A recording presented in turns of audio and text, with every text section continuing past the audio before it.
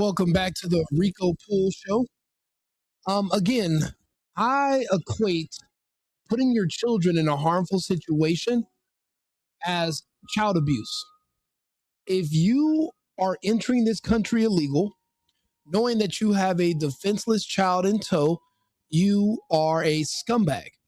If you are, this is the equivalent if you're out shoplifting, but you take your child hoping that security or the store or the police will give you mercy.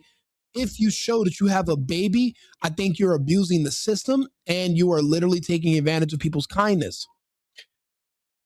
Cannot complain about us breaking up families during deportations for all these years. And now that we're keeping kids with their families, you can't complain about that now. You can't have it both ways. Let's take a listen. I am sad to report that the 2-month-old Juan Nicolas, who was detained at the Dilley Detention Center, has been deported with his mother and the rest of his family. Juan's story got all over social media because he is 2 months old and detained at a detention center with inadequate medical care to the point where he had bronchitis and wasn't treated on time. Thanks to the Okay, first things first, free health care is not our responsibility. There is nothing in our Constitution that says we have to give free treatment to non-citizens for anything. And I'll be honest, I even think there should be limits on citizens because just because you're born in this country, you speak the language, doesn't mean you're an American. There are all types of people that can be born in this country, doesn't mean you're American. And once we do away with birthright citizenship, we can actually get to the core of the problem that's stopping things from changing on a massive scale. This is what we call mercy. Remember, these are the same people that complain about this country and say that it's racist. They say it's oppressive. They say the land is stolen. Beautiful. You no longer have to suffer under racism and oppression, and you never have to worry about being on stolen land ever again. Now, what do you expect us to do? The kid is 2 months old.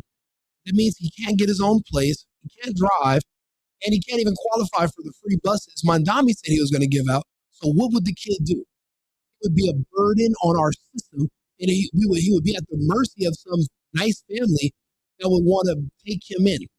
But what that means is that they would have to choose this child of an illegal over an American child whose parents might have passed away, who are also waiting for someone to take them in.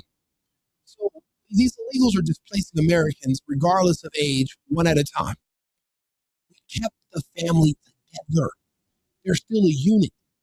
How terrible would that be? We send you back with your baby because they were technically born here, stays in the country. That's cruel and unusual punishment. Also, isn't this country evil? Don't you hate ICE? Don't you hate laws? There's no laws in Mexico, right? There's definitely not immigration laws in Mexico. The land in Mexico isn't stolen. So you should be happier there. Build your life there. Immigrants are what made this country great, and fucking make Mexico great. I want to see it. I want to see you make somewhere else great. If you are the sauce that gave us all this amazing, then guess what? What we'll do is we're going to spread the wealth because maybe we've had a monopoly on immigration amazingness, too much amazement all this time. Maybe we need to spread the wealth. There's no way in hell this woman is sitting here complaining about us keeping families together. What that shows is that the truth is out. There's no making women happy. This is a liberal woman who's alone, looking for something to complain about, and she is just getting older and dumber by the day. We are keeping families together. We're not breaking them apart. When you go, so do your kids. The good thing would be if you take your dogs too. Stop leaving your pets here. Pets can travel. My dogs have lived with me in 3-4 different countries. They can go. Okay, just because you go to another country doesn't mean your pet's stuck here. Drive to Mexico. Have someone meet you at the border. Pick up your dog. Take your damn dog with you. Stop abandoning dogs. People are crazy. Congressman Joaquin Castro finally got to the hospital way too late, only to be later released and eventually deported. Lydia Terraza News reported that they were left at the border with literally none of their belongings. Their money was still left at the detention center, and they were only given a phone by a stranger on the street so she could call her. Why is this? Because we have no sympathy for criminals. We owe you nothing. We owe you shit. You broke our laws. You pledged no allegiance to our republic. You are not a citizen. You didn't care to become a citizen. You're not your friend. Our country is a entity, not a person. The country doesn't feel any way about anything. The country lives within parameters.